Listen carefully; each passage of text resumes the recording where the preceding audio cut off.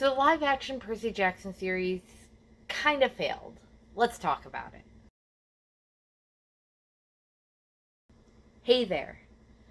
So, the Percy Jackson and Olympians live action television series has finally come to a close, and the ending was lackluster.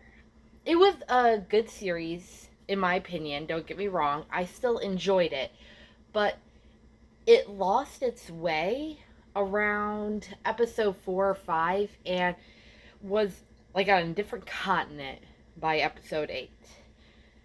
The story of itself was cohesive, but that's not what I mean. What I mean is it lost the soul of its source material. The Percy Jackson book series are fun and witty and overall relatively lighthearted, even though there are darker moments in it.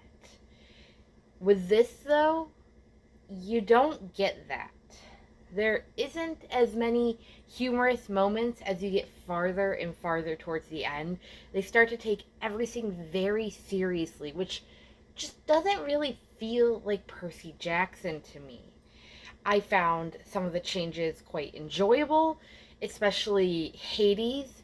I will argue that I didn't like that he wasn't godlike in the way that he's described in the book series as being the first of the 3 gods that Percy met in that series that actually seemed godlike. Now, he's actually the 4th god that Percy meets in the television series because Hephaestus was not in the books. But regardless, I really enjoyed the scene in the books where he is godlike. He is intimidating. This seems like a man that has lived for millennia. Not even man, because he isn't human. He is godlike. Whereas the other one seemed more human, especially Dionysus, I feel like. The way he's so lackadaisical. Personal opinion. Whatever. But I really enjoyed this take on Hades, especially the bit of, like, ask for sanctuary. Ask for sanctuary from me. It's only going to cost you the lightning bolt. That whole bit I did really enjoy. So even though that didn't have the whole like feel of the book, I did enjoy it. And that's the very confusing thing about this series because I enjoyed watching the series. I just can't really call it a faithful Percy Jackson adaptation. And look, I wasn't expecting a 1-for-1 on the scenes. I didn't expect it to be a perfect copy, and that's not what I want in a faithful adaptation, believe it or not. I feel that the most faithful adaptation out there thus far is actually the Lightning Thief musical, which bypasses a lot of main story and cuts a lot out, but it kept the heart. And I think that's the most important part when adapting anything, keeping the spirit infused into the production. And that just wasn't in the series. It was kind of there at the beginning, and I was hoping that it would just become more so as the story went on. And unfortunately, it became less so. Now, this isn't necessarily bad, and I have faith that Rick Riordan and the writers and the directors and everyone that is a part of making this television series is going to hear the complaints that us, the fans, have and course correct in season 2.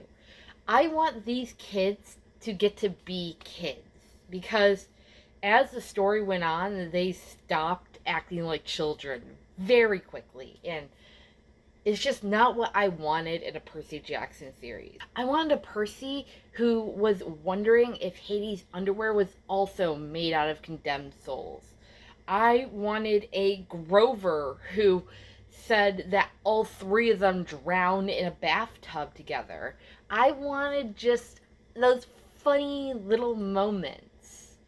I wanted Annabeth to catch Percy with Aphrodite's scarf and be like, no love magic for you. They were funny bits that were just taken out of the series. Now, that being said, I feel like I'm being a little harsh on the series because, like I said, I don't hate it. It just didn't have the vibes. One of my favorite changed scenes was actually the water park scene because, to be honest, it turns out that wasn't really a memorable scene for me. In my mind, they had rode the ride. But when I was rereading it, it turns out the ride was decommissioned along with the rest of the park and there was no water in it. Like, that just didn't stick out in my brain. But that same part in the show really did stick out to me because it informs you a lot about Percy and Annabeth's character. Sure, you did learn a decent amount in the book because that is where we learn about Annabeth's fear of spiders. But it was an enjoyable scene, I felt like, because, well, one, you see how much Annabeth cares for Percy, and just that ADHD moment of her just in awe over the mechanism that may or may not kill Percy, which, sidetrack, that was a really dumb moment because, like, if he didn't notice, he would have just pushed right through and there would have been no test, and it the test didn't make sense. Annabeth fawning over this amazing feat of, like, mechanical engineering and all that, that was a lot of fun. But yeah, now that I say it out loud, the whole scene was kind of dumb. With the exception of getting to see Annabeth's reaction, it just was a really poorly set up scene. Now, there's a few things that could have been done to fix this, and I'll get into that in an acing rewrites video. What I want to get into here is just the overall feel of the story and what I think they need to do to correct it. They need to just have more fun. First of all, it's the biggest thing. But the second biggest thing is that we don't learn with the characters. The characters are teaching us, which is just really annoying. I think the biggest offenders is the Crusties scene. Percy walks in and is like, I know you're Procrustes. What? Where is the enjoyment in that as a consumer of the media? In the book, when they went into that mattress store and they didn't know it was him until stuff started going off, like it started being off and being crazy and all that, that was interesting. When they had that, oh, you're Procrustes moment, that was interesting. But they got rid of that to just be like, oh, I know who you are, and now we're going to go on to the next scene because it's not that important. Like, and they did that a lot. They did that with Medusa, which was really annoying because the idea of them being hungry, tired 12-year-olds who just stumbled into this emporium and this nice older lady is offering them food and a chance to rest after having to go through so much crazy stuff already. Of course, they aren't questioning that right away. They needed a chance to breathe and to eat some food, and they don't want to question it because they want to enjoy the good moment. I just wish that we got to learn about the monsters and the Greek figures with the characters rather than having the characters tell us who they are. Hephaestus was actually done really great because Annabeth didn't know he was Hephaestus right away. We learned that together, which, side note, I am really happy that the subtitles start out by referring to him as the groundskeeper, because it's very common for subtitles to ruin something like that by just giving the name of the character right away. So, props to whoever does the subtitling. I really enjoyed that. But back to my point. Discovering that that was Hephaestus with Annabeth was an enjoyable experience. And it makes sense. Like, you're looking back, like, oh, it's so obvious that was Hephaestus. You're at Hephaestus's water park, which it wasn't actually his water park in the books, but that's besides the point. You go in and you're like, this is Hephaestus's water park. It's decommissioned, so who's going to be there? And one other person just randomly shows up, and he doesn't even seem to be questioning what's going on. But, like, you see that, and then, of course, I had subtitles on, so I read groundskeeper, and even though for a second I'm like, could it be Hephaestus? My brain was going like, oh, maybe this is like a satyr or some sort of nymph or other spirit that's just working for Hephaestus, because the gods aren't going to intervene in something like this. But then it was Hephaestus, and then Annabeth's speech to him made him change his mind, and that was a great scene. That is what I wanted to feel. I wanted to learn who it was with the characters, and that is the only time I got that. Every time it's just a character announcing who another character is, and that wasn't fun. And honestly, I think that's the part I'm upset about.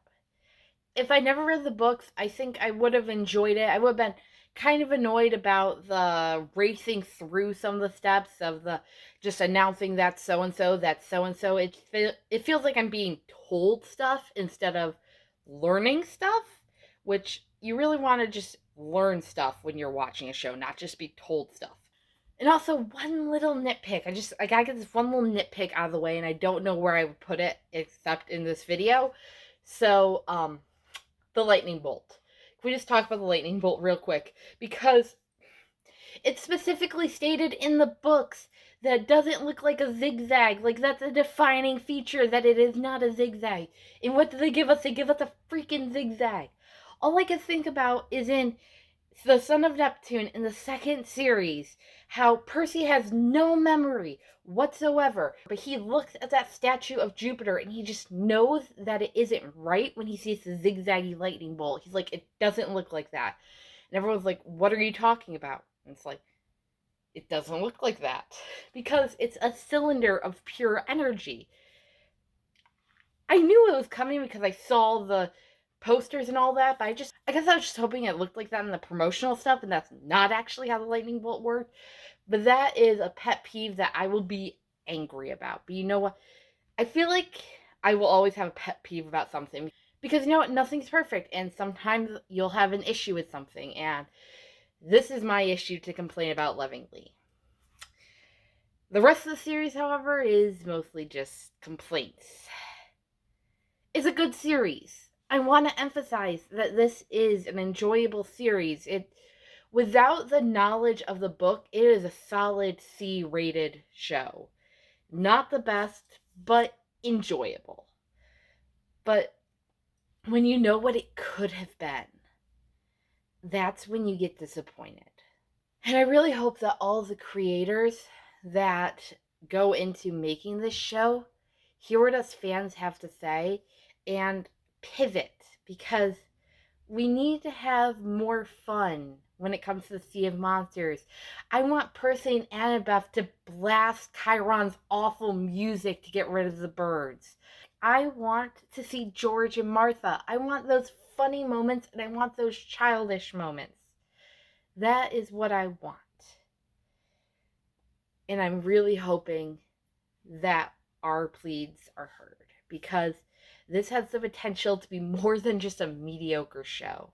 And that's what I want. I want to see it grow into this fun fantasy, not this lifeless retelling that it is. But none of us can see the future unless you're the Oracle, so we won't know until we know. And until next time, I will see you later.